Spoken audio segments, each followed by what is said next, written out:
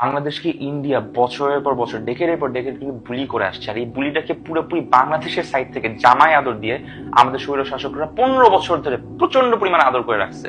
আর এরপরও যে আমরা এত হেট্রেট করতেছি, এত কিছু দেখাচ্ছি, এত কথা বলতেছি যে ইন্ডিয়ার এগেনস্ট অ্যাকশন নেওয়া উচিত, কথা বলা উচিত, তার আগে একটা সত্যি কথা আমি জানাই দিতে চাই আমার বাঙালি ভাই বোনদের কাছে।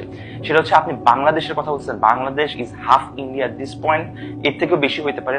যে কোনো শপিং মলে যান, দোকানে যান, যে কোনো শেলফ দেখেন, যে কোনো প্রোডাক্ট দেখেন, যে কোনো বিজনেস দেখেন, সবকিছু হচ্ছে ইন্ডিয়ান ইম্পোর্ট করা।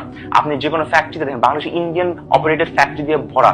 ইন্ডিয়ান মানুষ বাংলাদেশে এসে শুধু চাকরি করতেছে না, 3 বছর 4 বছর 5 বছর ওদের ওয়ার্ক পারমিট শেষ হয় না, বছর পর বছর তারা চাকরি করে বাংলাদেশ থেকে স্যালারি নিয়ে যাচ্ছে। এন্ড সেই স্যালারিটা আমরা যে রেমিটেন্স পাই, তার একটা বিশাল অঙ্কের রেমিটেন্স, ওদের স্যালারিটা ক্যাশ টাকায় করে ওরা বের করে নিয়ে যাচ্ছে।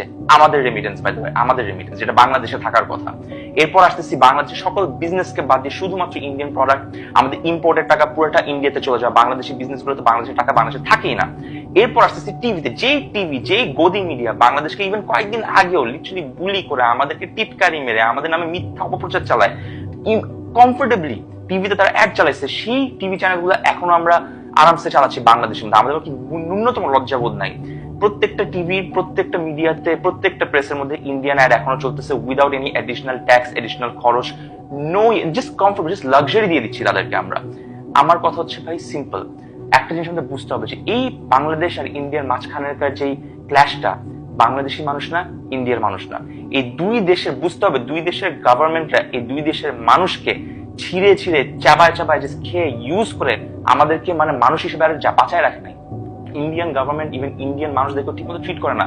প্লিজ স্টাডি, ইন্ডিয়ান মানুষ তাদের গভর্নমেন্টের উপর এখন অতিষ্ঠ হয়ে গেছে, টর্চারে, অ্যাবিউসে। তারাও চায় না যে কোনো ইকে জিজ্ঞেস করে দেখেন, আমাদের যেই বাঁধের কথা আমরা বলতেছি, 60 থেকে 70 হাজার মানুষকে শুধু ইন্ডিয়ান গভর্নমেন্ট তাদের আদিবাসীকে ভিটাহারা করে দিছে এই বাঁধ নির্মাণের জন্য।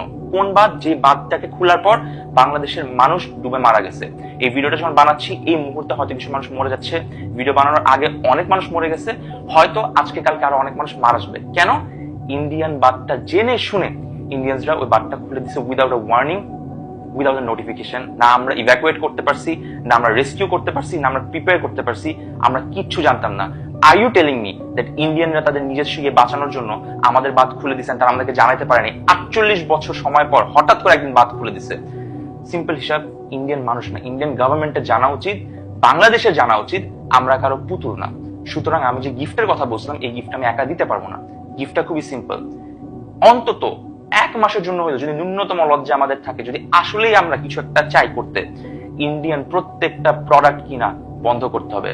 বাংলাদেশের যেসব কেবল অপারেটিভ অ্যাসোসিয়েশন বাংলাদেশ, যারা আমাদের যারা টিভি চ্যানেলকে সেন্ট্রালি ইয়ে করে, রান করে, তাদেরকে বলতে হবে you can't run a single Indian ad in Bangladesh, you can't run a single Indian channel in Bangladesh. চালাইতেই যদি হয়, যদি ওটা করতে হয়, বাংলাদেশের প্রত্যেকটা চ্যানেলের, ইন্ডিয়ান প্রত্যেকটা চ্যানেলের প্রত্যেকটা সকল টাকা, এই পুরা মাসের টাকা ফুল ফান্ডিং যাবে হচ্ছে এই বন্যার্থদের পাশে, যেটা ইন্ডিয়ানদের জন্য আজকে এরকম হয়েছে। সো প্রত্যেকটা ইন্ডিয়ান প্রোডাক্ট, প্রত্যেকটা ইন্ডিয়ান প্রেস মিডিয়া, প্রত্যেকটা ইন্ডিয়ান ম্যানুফ্যাকচার থেকে শুরু করে, ইম্পোর্ট থেকে শুরু করে, দোকান থেকে শুরু করে, শেলফের ফ্রন্ট পেজ থেকে শুরু করে, প্রত্যেকটা ইন্ডিয়ান ব্যানার আমাদেরকে 1 মাসের জন্য হলো একটানা বন্ধ রেখে বুঝাইতে হবে আমরা কারো পুতুল না, আমরা কারো বুলি হচ্ছি না, আমরা নিজের পায়ে দাঁড়াবো। That's number 1। এরপর আমি আসতেছি সুন্দর করে বাংলাদেশে এই যে বন্যার্থদের সাহায্যের কথাটা আমি কেন আগে বলি না, আমি কেন আগে ইন্ডিয়ার কথা বলছি। আমার কথা হচ্ছে, প্রত্যেকবার যখন বন্যা হবে, প্রত্যেকবার যখন ক্রাইসিস হবে, তখন কি সেলিব্রিটিসরা এসে এসে শুধুমাত্র ভিডিও করবে, ফান্ড রেজ করবে, তারপর এরকম রেস্কিউতে যাবে? এখানে কি সরকারের কোনো কাজ নেই, মন্ত্রীদের কোনো কাজ নেই, আমরা সাধারণ জনগণ আমাদের কোনো কাজ নেই, আমাদের কোনো রোল নাই, শুধু কি স্ট্যাটাস দিব? শুধু সরকার না, শুধু আমাদের অর্ডিনারি মানুষ না, সিটিজেন্স না, আর্টিস্ট না, সেলিব্রিটি না, ইনফ্লুয়েন্সার না, ক্রিয়েটর না, প্রত্যেকটা সিঙ্গেল মানুষ ইন্ডিয়াকে আমরা গিফট দিব, 1 মাসের গিফট।